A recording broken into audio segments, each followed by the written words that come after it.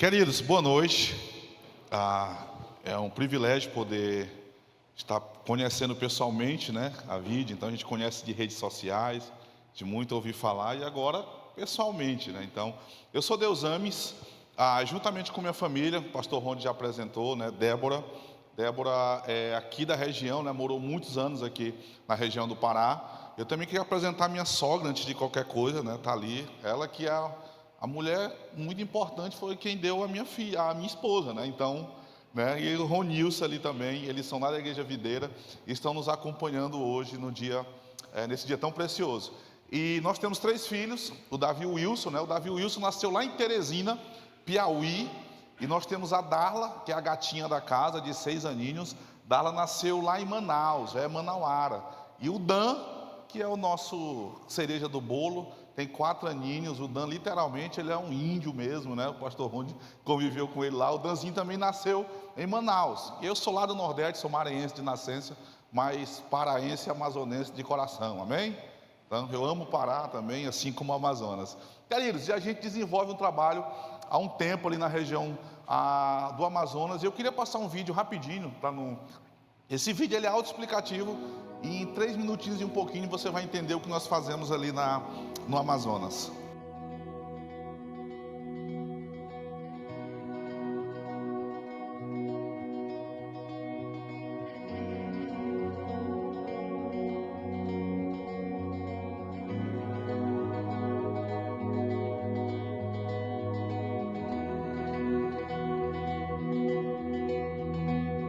Olá, queridos, eu sou Deus Ames, pastor, missionário, e juntamente com a minha família, Débora, minha esposa, nossos filhos, Davi, Darla e Dan, desenvolvemos o nosso ministério no interior do Amazonas. Hoje nós lideramos a Missão Pro Amazonas, a qual é filiada à MTB e tem como objetivo evangelizar, discipular, treinar e implantar igrejas nos lugares mais longínquos do Amazonas. A Missão Pro Amazonas tem como principal objetivo fazer o nome de Cristo conhecido entre os ribeirinhos e indígenas e caboclos do Amazonas.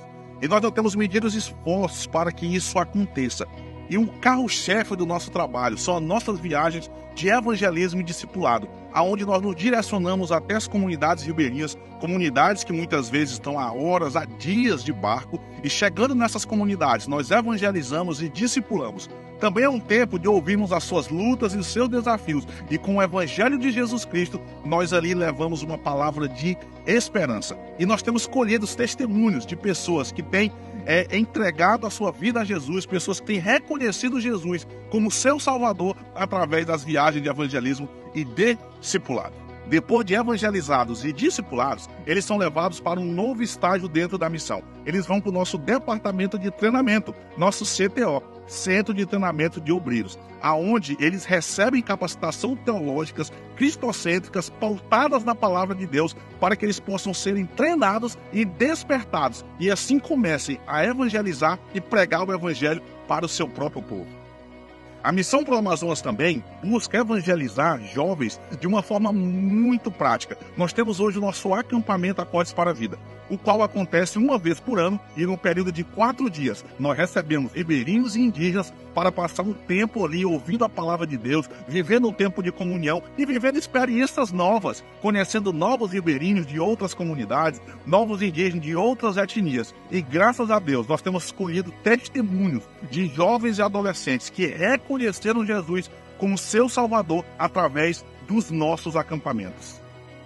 Dentro da missão, nós também temos o nosso departamento de evangelismo através da música, que é o projeto Acordes para a Vida, onde todos os meses a nossa equipe da missão vai até uma comunidade ribeirinha e ali é se montada uma estrutura para receber diversos ribeirinhos de diversas comunidades diferentes. Então, durante uma semana, nós ensinamos aula de música para eles, violão, teclado, contrabaixo e bateria, e também evangelizamos e ensinamos a palavra de Deus. É a maneira de evangelizar jovens e adolescentes através da música. Esse é o nosso projeto chamado Acordes para a Vida.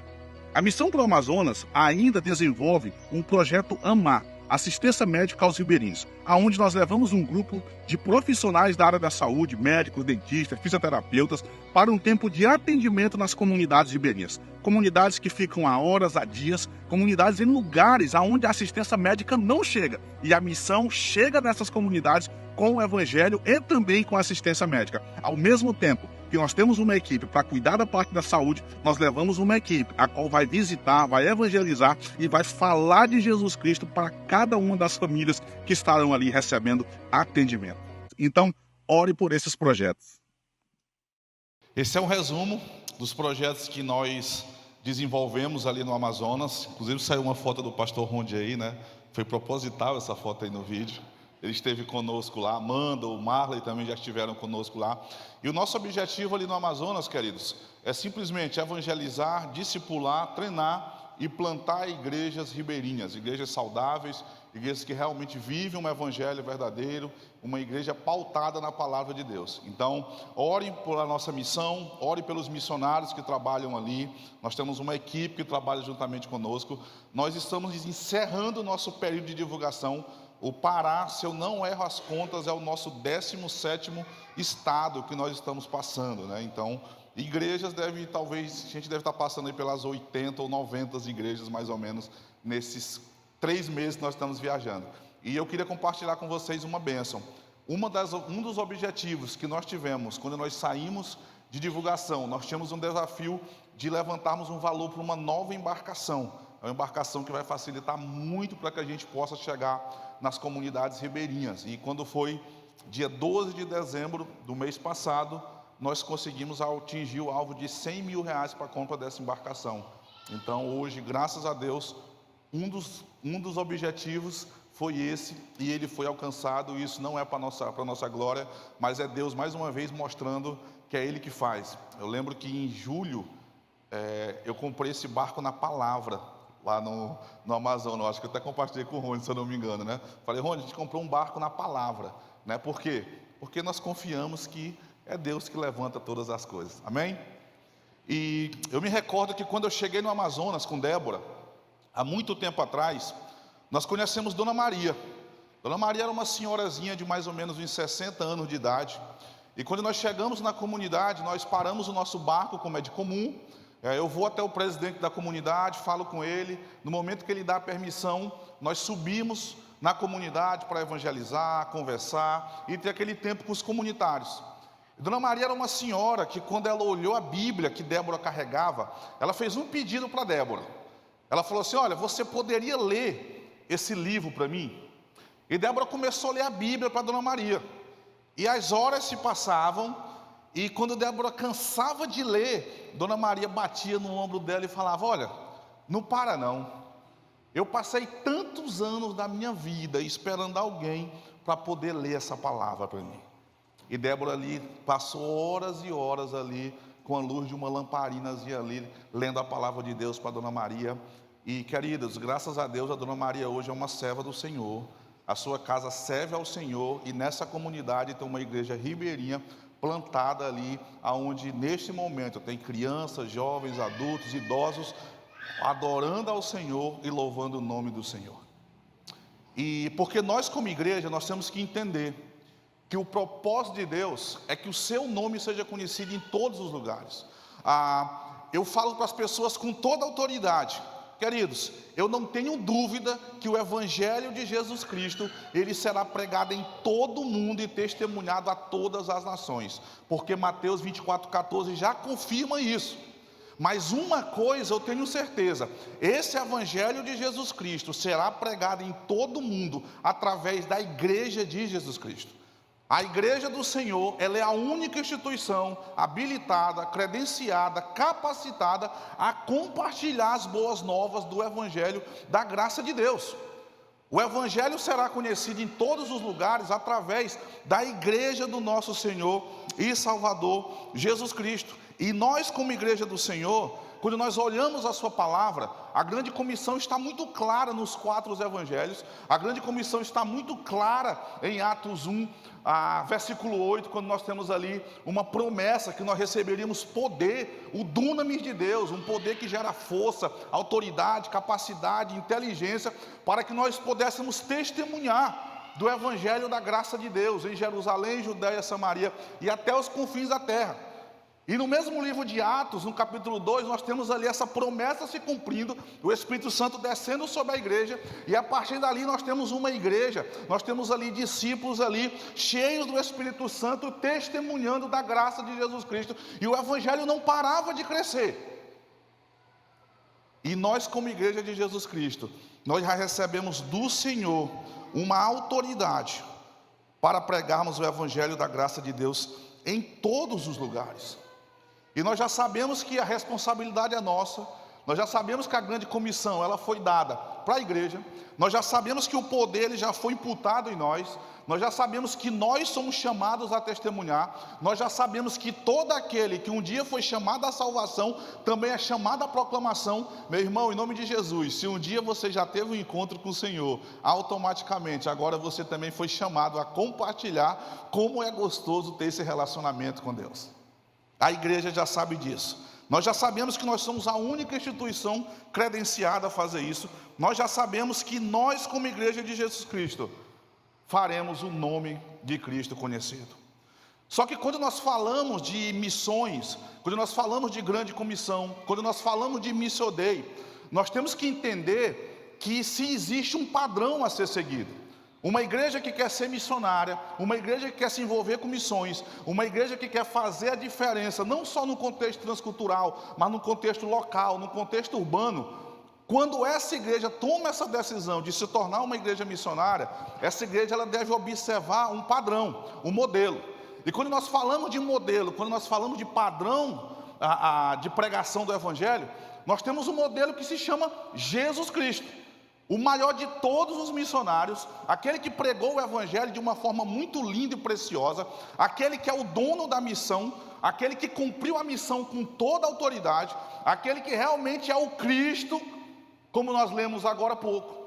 E uma igreja que quer ser uma igreja missionária, ela deve olhar para Jesus Cristo, ela deve copiar as atitudes que Jesus Cristo teve durante a sua estada aqui na terra, para que essa igreja se torne uma igreja missionária, porque o evangelho será pregado em todo o mundo e testemunhado a todas as nações, mas através da igreja de Jesus Cristo. Eu queria que você abrisse a palavra de Deus lá em Mateus capítulo 9, verso 35 ao verso 38. Mateus capítulo 9, verso 35 ao 38. É muito interessante, porque Jesus, aqui ele já tinha escolhido os seus discípulos. Segundo Mateus capítulo 4, Jesus ele andava ali em toda a Galileia, pregando, evangelizando, curando, ensinando. Também em Mateus nós temos aqui, do capítulo 5 ao 7, o sermão mais conhecido de Jesus Cristo, que foi o Sermão do Monte. No capítulo 8 nós temos Jesus se apresentando aqui como um Jesus cheio de autoridade, sendo Cristo. Nós vemos aqui um Jesus expulsando demônios, ressuscitando mortos e fazendo grandes milagres, mostrando a sua autoridade e o seu poder. E quando nós chegamos no capítulo 9, do verso 35 ao 38, nós temos aqui uma transição a respeito do que iria acontecer no capítulo 10, aonde os discípulos de Jesus, eles iriam fazer as mesmas coisas que Jesus Cristo estavam fazendo. Então o verso 35 ao 38, na verdade, aqui ele nos mostra aquilo que os discípulos de Jesus iriam fazer. Então, Mateus capítulo 9, verso 35 a 38, acompanhe comigo. E percorria Jesus todas as cidades e povoados, ensinando nas sinagogas, pregando o evangelho do reino e curando todas sortes de doenças e enfermidades. Vendo ele as multidões, compadeceu-se delas, porque estavam aflitas e exaustas como ovelhas que não têm pastor. E então se dirigiu a seus discípulos: a seara na verdade é grande, mas os trabalhadores são poucos. Rogai, pois, ao Senhor da seara que mande mais trabalhadores para a sua seara. Queridos, quando nós olhamos para a obra missionária, quando nós olhamos para a grande comissão, a igreja, ela só será uma igreja missionária quando ela tiver as mesmas atitudes que Jesus Cristo teve. E nessa noite eu queria destacar 3 atitudes que Jesus teve durante a sua estada aqui na terra, as quais são fundamentais para que a gente possa sermos uma igreja missionária. Eu queria que você acompanhasse na sua Bíblia. A primeira atitude que Jesus Cristo teve foi a atitude de percorrer. O texto vai dizer: percorria Jesus todas as cidades e povoados. Queridos, o verbo aqui, ele mostra para mim e para você que Jesus Cristo, ele tinha um ministério muito abrangente, um ministério rotativo, um ministério onde ele não se concentrava em um só lugar, mas Jesus Cristo, em todos os momentos, ele percorria, ele se movia, estendendo a sua graça e a sua misericórdia para as pessoas que ainda não tinham nascido de novo. E por isso, nós como igreja de Jesus Cristo, nós como uma igreja que devemos ser uma igreja missionária, nós também temos que percorrer, nós também temos que nos mover, nós também temos que olhar para as pessoas que estão aí fora, e o nosso coração deve gritar de desejo com que essas pessoas venham conhecer o Evangelho da graça, de Deus. E esse Jesus, ele percorria, estendendo a sua graça, estendendo a sua misericórdia para todas as pessoas. E o texto ainda diz que percorria Jesus todas as cidades e povoados. Olha que coisa interessante. Jesus Cristo, ele andava nas cidades, nas maiores concentrações de pessoas, aonde se tinha as pessoas mais abastadas, aonde se tinha as grandes sinagogas, aonde se tinha as maiores concentrações de pessoas. Mas esse mesmo Jesus, ele andava lá nos povoados, lá nos vilarejos, lá onde as pessoas mais humildes, pessoas mais simples, pessoas que não tinham um financeiro tão expressivo, essas pessoas viviam, porque o mestre sabia que tanto as pessoas das grandes cidades, como as pessoas das pequenas cidades, elas deveriam conhecer um verdadeiro evangelho.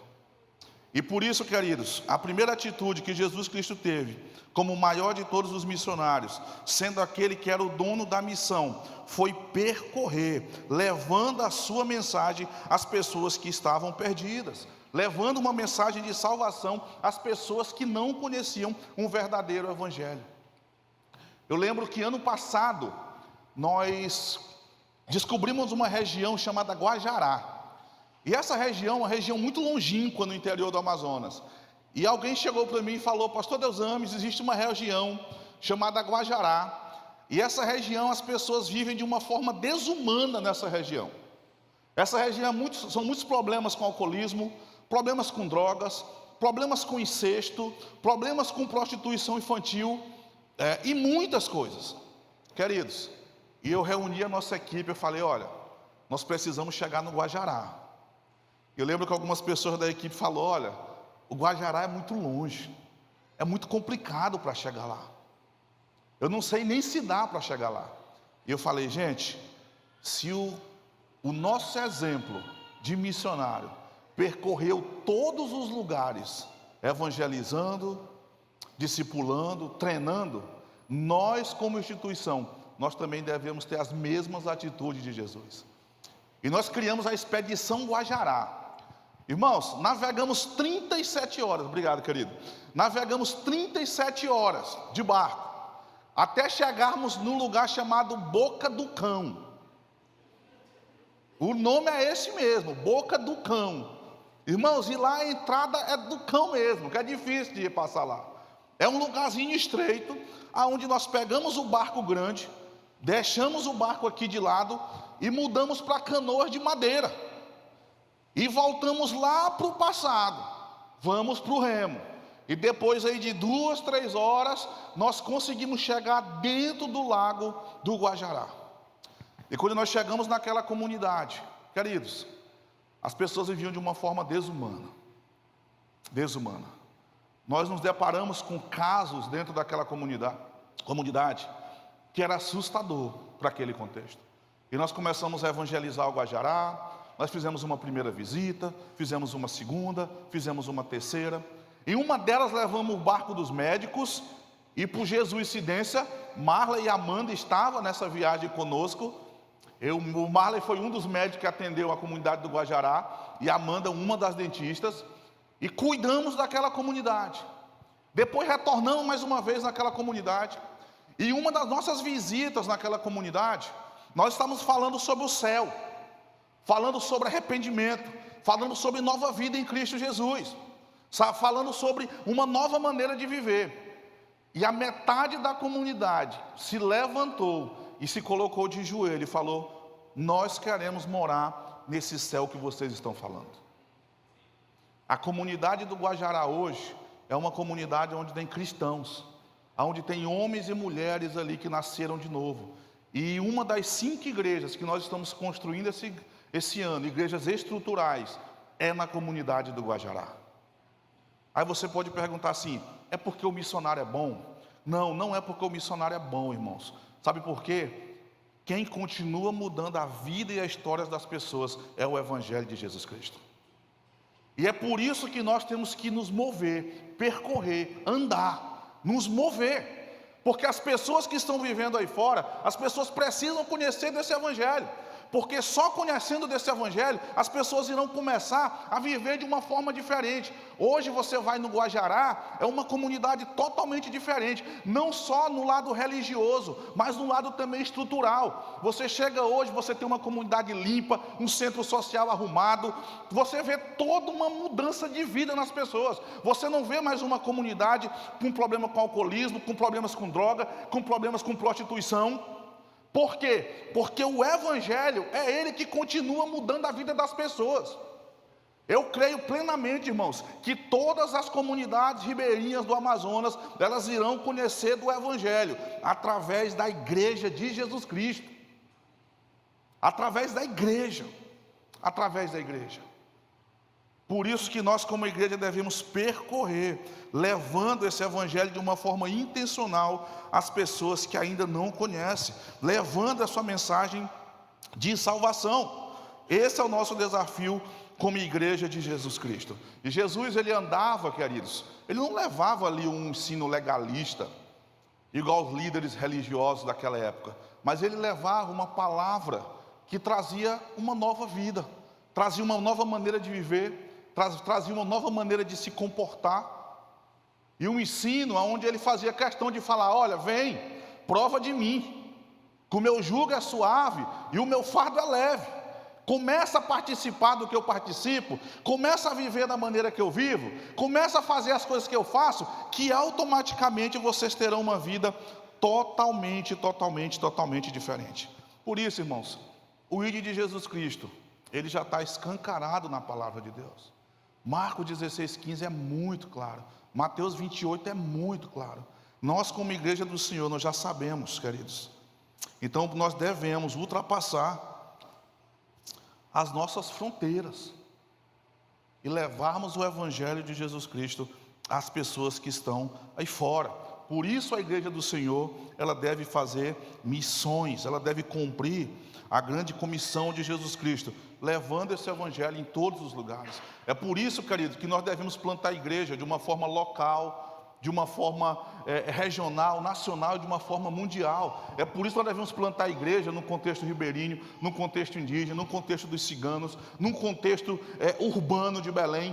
Por isso nós devemos plantar a igreja.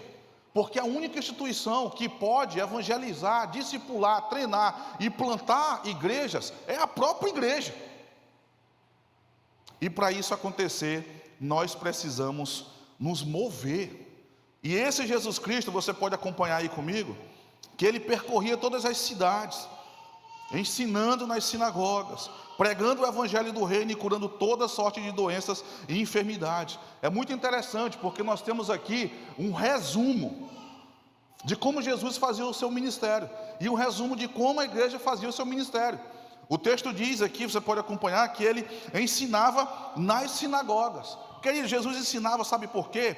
Porque muito daquele povo eram pessoas que tinham ouvido ali um evangelho falso. Eram pessoas que tinham ouvido ali mentiras de muitos daqueles líderes religiosos. E essas pessoas, elas precisavam serem ensinadas a respeito do que é um verdadeiro evangelho, a respeito do que realmente é um evangelho focado em Jesus Cristo. E por isso que esse Jesus gastava tempo nas sinagogas, dissertando a respeito do que era um verdadeiro ensino pautado na palavra de Deus. Mas esse Jesus, ele não só ensinava nas sinagogas, mas também ele pregava o evangelho do reino, um evangelho que trazia esperança, um evangelho que chegava até o povo com uma dinâmica totalmente diferente. Por quê? Porque depois de que Jesus ensinava a verdade às pessoas, Jesus ele compartilhava ali um evangelho que focava no reino de Deus, um evangelho que focava em uma salvação que só poderia vir por meio dele, um evangelho que focava em arrependimento de pecado, um evangelho onde focava num estilo de vida totalmente diferente. E por isso esse Jesus, ele tanto ensinava como ele pregava esse evangelho. E eu falo para você uma coisa, queridos, o grande sucesso da obra missionária, ou da plantação de igreja, no contexto transcultural, que é a minha área de trabalho, não é só comunicar o evangelho, mas é você comunicar um evangelho verdadeiro, um evangelho bíblico, que as pessoas possam entender. Porque só quem muda a vida das pessoas é um evangelho verdadeiro. É um evangelho verdadeiro. E Jesus ele fecha aqui a sua dinâmica de ministério, além de ensinar nas sinagogas, pregar o evangelho do reino, ele curava toda sorte de doença. E o curar aqui, queridos, o grego aqui terapeu, ele não só significa uma cura física das pessoas que estavam passando por algum tipo de enfermidade, mas ele também significa uma cura no sentido de cuidar, no sentido de servir, que era isso que Jesus fazia. Ele curava as pessoas através do abraço, através da sua presença, através do servir e através do cuidado. E quantas pessoas muitas vezes estão precisando simplesmente de um abraço, ou que a gente sente do lado dela e escute ela, ande com ela, chore com ela, que a gente possa sorrir com ela e ande junto com ela. Era isso que Jesus Cristo fazia. Então, queridos, quando nós olhamos para esse modelo missionário, nós temos o exemplo e o padrão de Jesus Cristo, que deve ser copiado pela igreja do Senhor. E a primeira atitude que ele teve foi a atitude de percorrer. Mas quando nós olhamos para o modelo e o padrão de Jesus Cristo, você pode acompanhar no verso 36, que nós temos a segunda atitude de Jesus Cristo. Depois que Jesus percorria todas as cidades, ensinando, pregando e curando, a segunda atitude que nós temos aqui é a atitude de se compadecer. Olha o que o verso 36 vai dizer. Depois que ele percorre, vendo ele as multidões, compadeceu-se delas. Queridos, Jesus ele se compadeceu daquelas multidões, E um coração cheio de compaixão é o que faz a igreja de Jesus Cristo se mover. Uma igreja que exerce a compaixão no seu coração, ela é impulsionada a fazer a obra missionária. Por isso que nós, como igreja de Jesus Cristo, nós devemos desenvolver em nossos corações uma verdadeira compaixão pelas pessoas que estão aí fora vivendo sem conhecerem o evangelho de Jesus Cristo. Porque a compaixão é que faz com que uma igreja venha se mover. E eu amo a palavra compaixão, porque quando nós falamos de compaixão, nós estamos falando, dentre tantas definições, nós estamos falando de misericórdia. E era isso que Jesus Cristo fazia. Quando ele percorria todas as cidades e povoados, ele percorria fazendo o quê? Estendendo a sua misericórdia às pessoas daquela época. Só que também, além de compaixão, sem misericórdia, existe uma versão de compaixão, que é a ideia de condoer-se.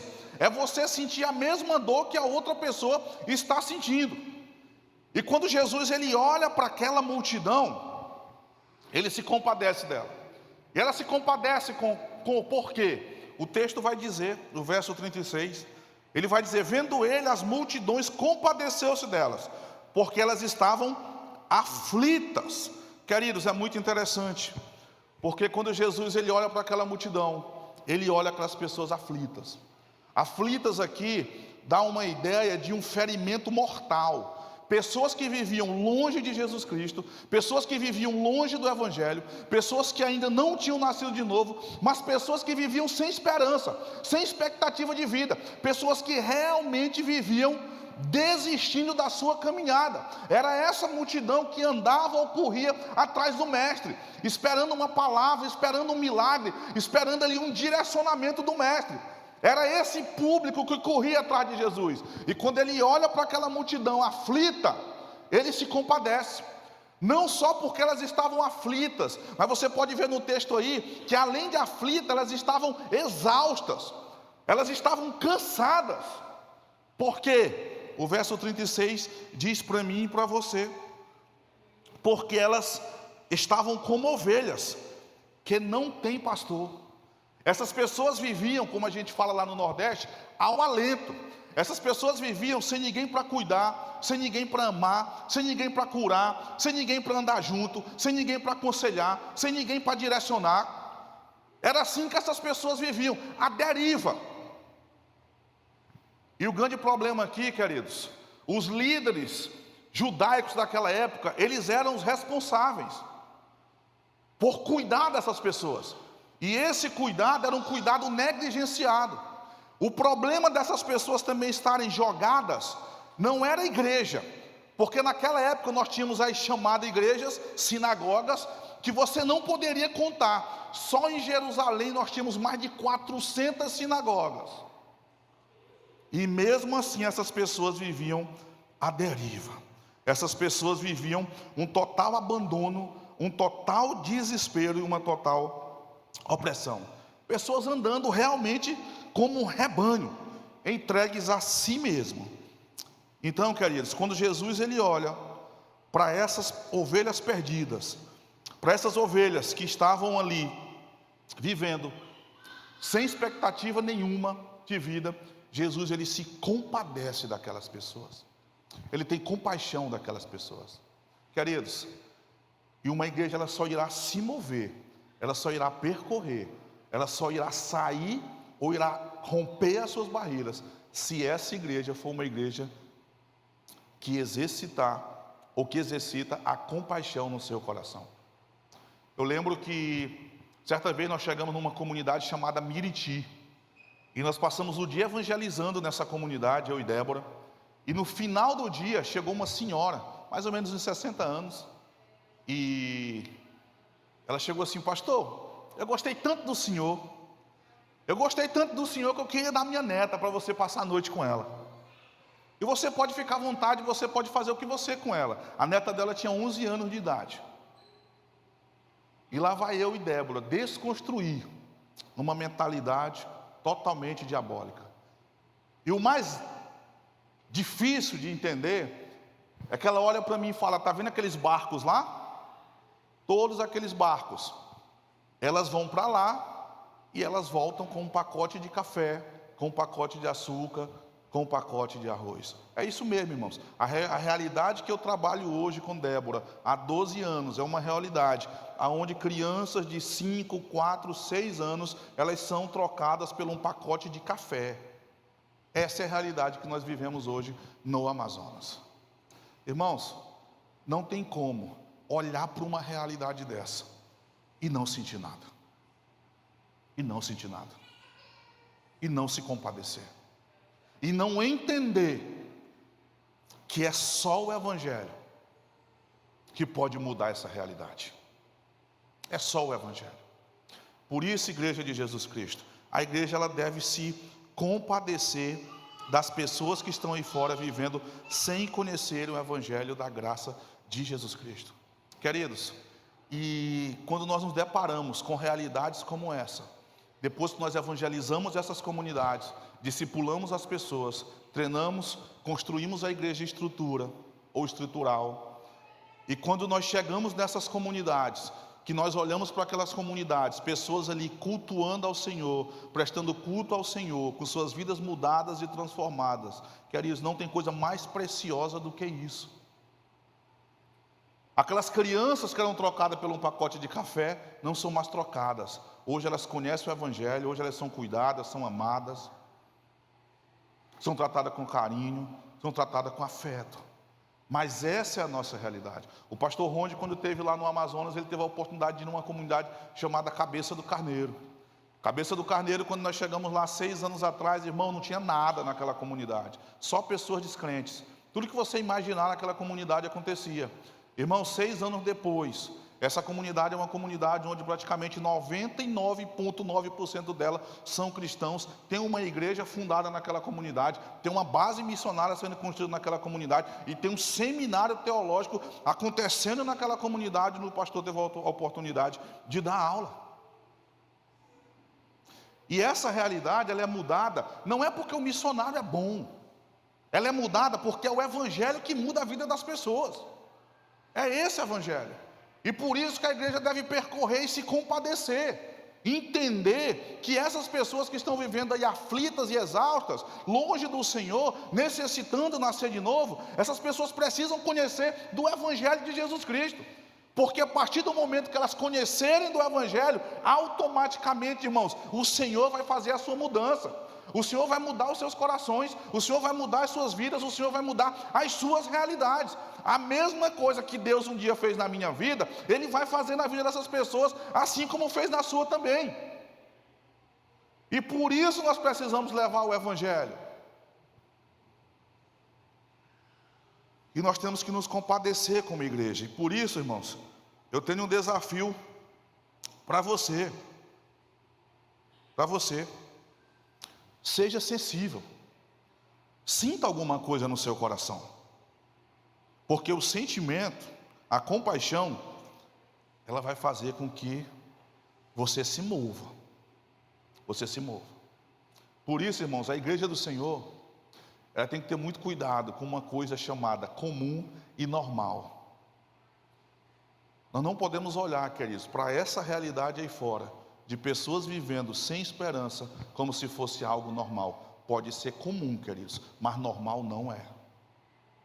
Nós não podemos nunca achar que é normal nós passarmos aí pelos bancos das praças, pelo centro de Belém ou de qualquer capital, e ver homens e mulheres e crianças ali dormindo naquelas praças, nós passarmos por aquilo ali e achar que isso é normal. Não é normal, isso pode ser comum, agora normal é outra coisa. Então a gente tem que ter muito cuidado para não confundir o que é normal com o que é comum, porque nós ouvimos muito isso no Amazonas. Pastor, mas isso é normal, todo mundo faz. As crianças vão lá, ó. Vão lá no barco, aí volta com um pacotinho de café, com um pacotinho de açúcar. É normal, isso acontece sempre aqui. É normal os casos de incesto no Amazonas. É normal, para eles tudo normal. E eu falo, não, isso pode ser comum nesse contexto, mas normal não é. Normal que essas crianças, elas estejam sendo amadas, cuidadas, discipuladas e protegidas pela igreja do Senhor. Isso é o normal.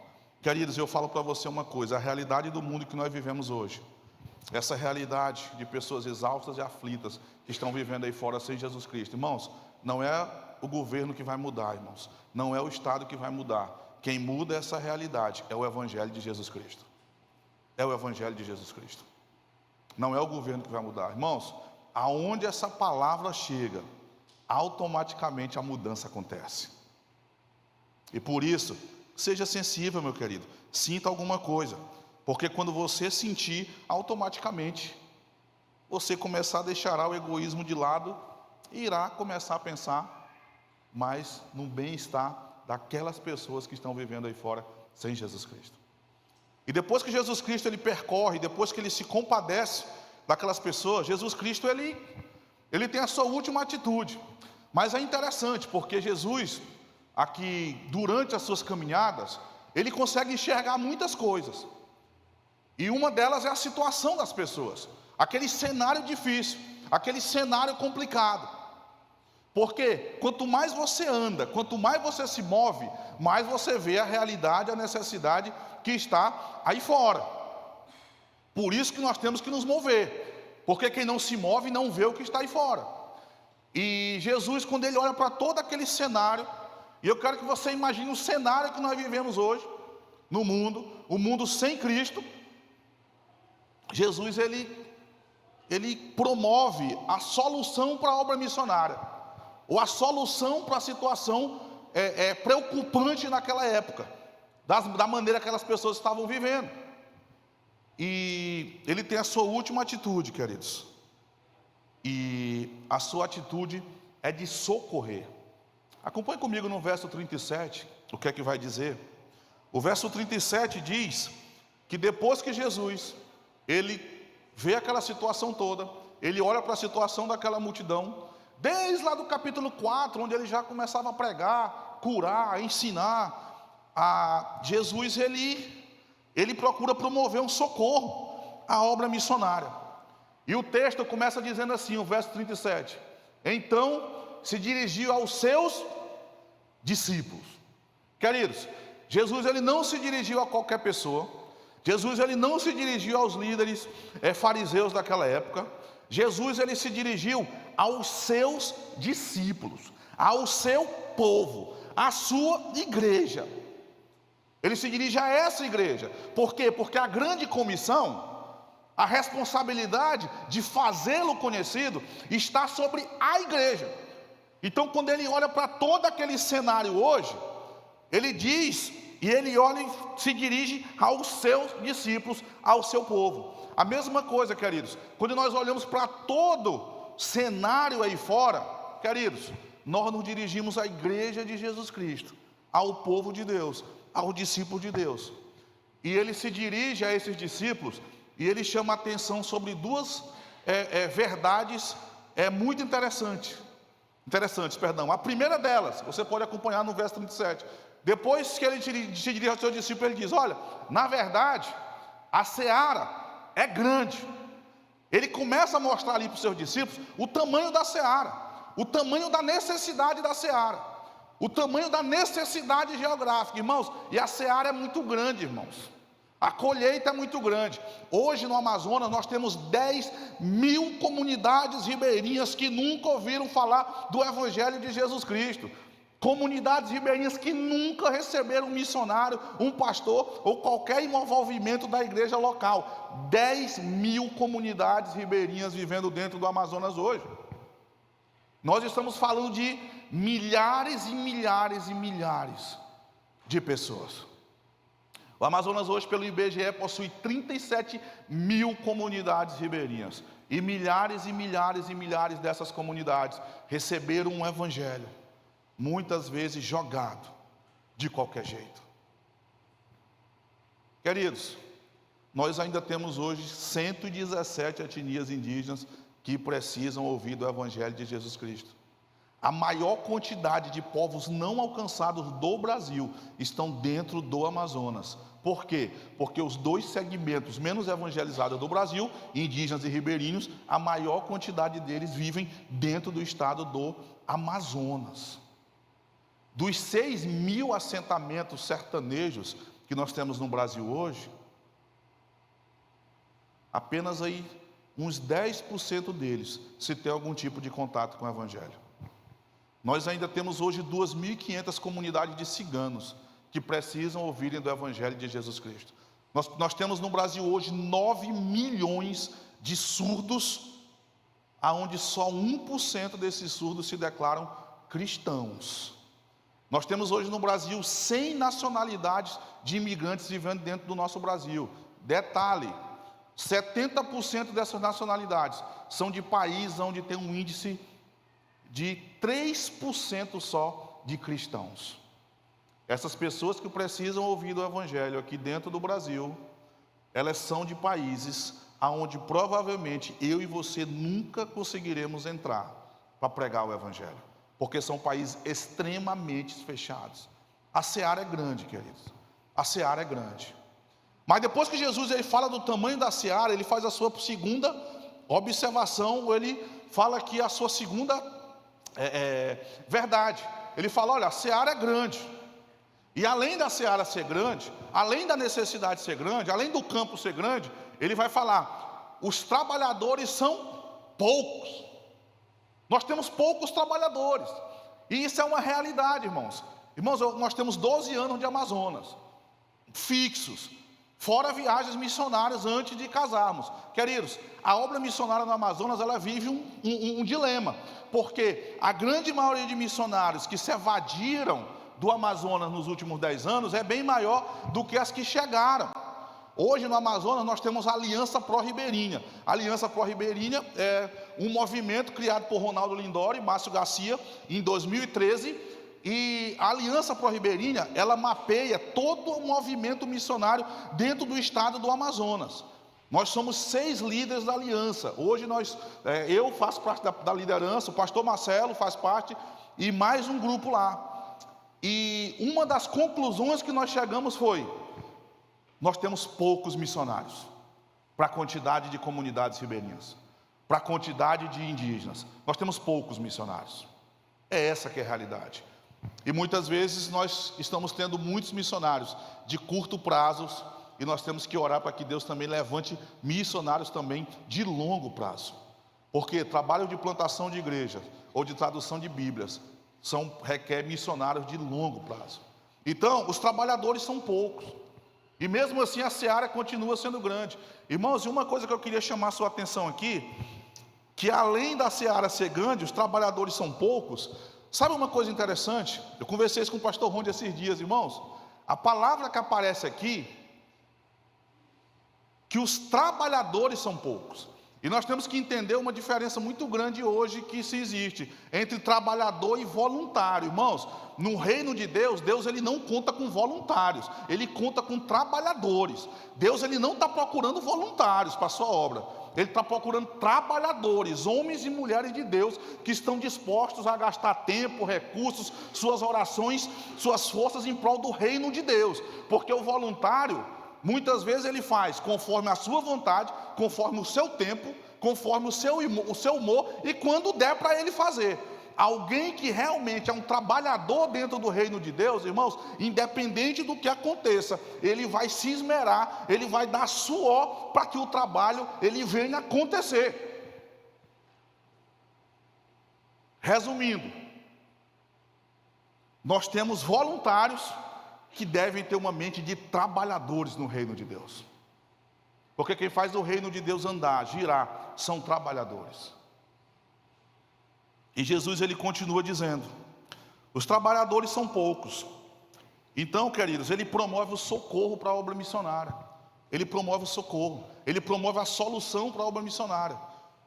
Ele promove a solução para a obra missionária de hoje também, nos dias de hoje. E ele vai dizer, acompanhe comigo no verso 38, ele vai dizer: rogai. Talvez na sua versão tenha orai, ou clamai, pois ao Senhor da seara, que mande mais trabalhadores para a sua seara. Queridos, que nós possamos orar, para que Deus possa levantar mais trabalhadores para a sua seara. Mais homens e mulheres de Deus, que estão dispostos a compartilhar do evangelho da graça de Deus. Homens e mulheres de Deus que estão dispostos a percorrer, a se compadecer, a levar o evangelho independente das lutas, independente das dificuldades. Homens e mulheres de Deus com uma mentalidade, queridos, celestial, com uma mentalidade de coisas eternas. Essa é a solução para a seara. Essa é a solução para a obra missionária. Então nós, como igreja de Jesus Cristo, nós devemos percorrer, nos compadecer e socorrer as pessoas que estão aí fora vivendo sem conhecerem o evangelho de Jesus Cristo. Eu lembro que nós conhecemos um rapaz há muito tempo atrás chamado Johnny. O Johnny ele era um jovem, ele não tinha as pernas, o Johnny, ele era deficiente. E o Johnny morava numa comunidade que ele andava de cadeira de rodas por toda a comunidade.